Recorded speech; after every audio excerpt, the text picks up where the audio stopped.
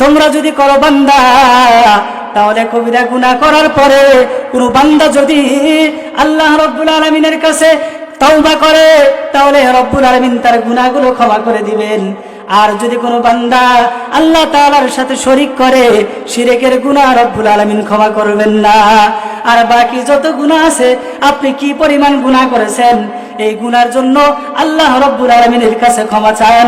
আল্লাহ তাআলা ক্ষমা নিয়ে বসে আছেন, কিন্তু আপনি ক্ষমা চাওয়ার সুযোগ পান না। কথা বলেন ঠিক কিনা? কোন বান্দা যদি, কোন ব্যক্তি যদি আল্লাহ রাব্বুল আলামিনের কাছে ওই গভীর রজনীতে, যেই সময় মানুষ বান্দারা ঘুমিয়ে থাকে, ওই গভীর রজনীতে আল্লাহ রাব্বুল আলামিনের কাছে যদি কোনো বান্দা তওবা করে, রব্বুল আলামিন দুনিয়াতে আমি অনেক অপরাধ করেছি, গুনাহ করেছি, ও রব্বুল আলামিন তুমি